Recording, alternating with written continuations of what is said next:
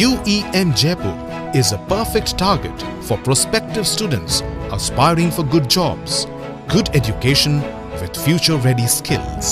2020-তে আছড়ে পড়া আমফান এখনো ঝড় তুলছে। এবার ঘূর্ণিঝড়ে ক্ষতিগ্রস্ত মৎস্যজীবীদের সরকারি ক্ষতিপূরণের ক্ষেত্রে বড়সড় দুর্নীতির পর্দাফাশ।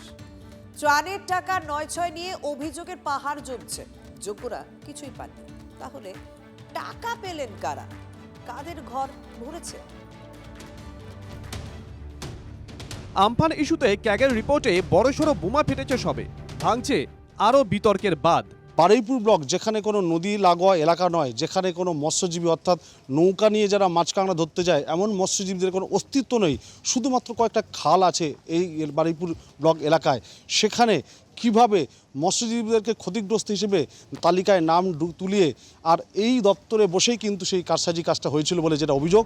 বারুইপুর ব্লকে যেখানে কয়েকটি খাল আছে সেখানেও 250 জনের নামে 3,40,000 টাকা অর্থ সাহায্য বরাদ্দ করা হয়েছিল। বারুইপুরে কোনো প্রায় নৌকো নেই বললেই চলে। ক্যানিং টুতে প্রায় 5,000-এর মতো নৌকো চলে বলে প্রায় 80 লক্ষ টাকা সৌকত ঝেড়েছে। আবার ফলতাতে 10,000 নৌকো আছে ওখানে ঠিকই, এই একেবারে রাউন্ড 10,000 সেটাকেও মেরে দিয়েছে জাহাঙ্গীর। মৎস্যজীবীদের নামে যে টাকা দেওয়া হয়েছিল তা সরকারি আধিকারিকরাই বরাদ্দ করেন বলে দায় ঝাড়তে ব্যস্ত পঞ্চায়েত সমিতির সহসভাপতি। আমরা কেন লিস্ট করব? আপনার পঞ্চায়েত ব্লক থেকে extension officer, fishery extension officer এবং বিডিও তারাই এই লিস্ট করেছে, তারাই এরকম এই করে পাঠিয়েছে, এনকোয়ারি করেছে। এসব যুক্তিতে অবশ্য জল ঘোলা থামছে না। ইতিমধ্যে সরকারকে চিঠি চাপাটি করে ফেলেছেন সিপিএম আমলের প্রবীণ মন্ত্রী। গুন্ডা দমন আইন করেছেন মুখ্যমন্ত্রী, এক্ষেত্রে প্রয়োগ করে আপনি দেখান। আমি বস্ত্রমন্ত্রীকে চিঠি দিয়েছি, বস্ত্রমন্ত্রী করে জবাব দেয়নি, আমি অপেক্ষায় আছি। কোন তৃণমূল নেতা মাঝি নৌকা চালিয়েছে সেটা তদন্তে প্রমাণিত হবে। প্রবীণ নেতা কান্তি গাঙ্গুলি যা অভিযোগ এনেছেন তদন্ত হওয়া উচিত। বছর 6 আগে ভয়ঙ্কর ঘূর্ণিঝড়ে লণ্ডভণ্ড হয়ে গেছিল সুন্দরবন সহ বিস্তীর্ণ অঞ্চল। ক্ষতিগ্রস্তদের তালিকা অনেকটা জুড়ে রয়েছে ক্যানিং পূর্ব বিধানসভা এলাকা। এখনও ক্ষত বয়ে বেড়াতে হচ্ছে এলাকার মানুষকে। তারা কি সত্যিই কিছু পেয়েছিলেন? সরকারি সাহায্য জুটেছিল?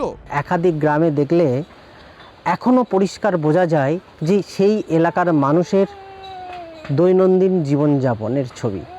বৃষ্টি আসলে, বর্ষা নামলে অসহায়তার মধ্যে তাদের দিন কাটাতে হয়। ঘরটা পুরো আমফানে উড়িয়ে নিয়ে ওই পুকুরে পড়ে গেছে। টিন ফিন সব একদম কুচে গেছে। তারপরে আমরা কাগজপত্র নিয়ে ভিডিও গেলাম, অনেকবার জমা দিয়েছি, আমরা ঘর পাই না। কাগজপত্রও তো জমা নিয়েছে অনেকবার, ঘর দেবে বলছে, জমা হচ্ছে বলছে হবে এরপরে, তো কবে হবে জানি না।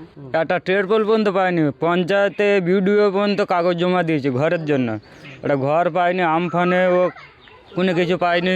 অভিযোগ, ক্যানিং পূর্বের প্রাক্তন বিধায়ক শওকত মোল্লা আমফানের ত্রাণের লক্ষ লক্ষ টাকা আত্মসাৎ করেন।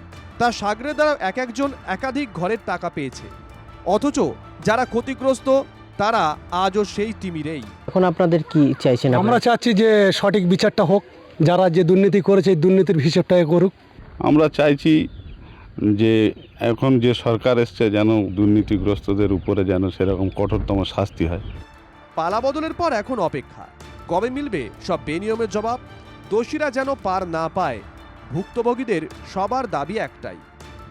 অভিজ্ঞান নস্কর ও সত্যজিৎ মণ্ডলের রিপোর্ট, TV9 বাংলা।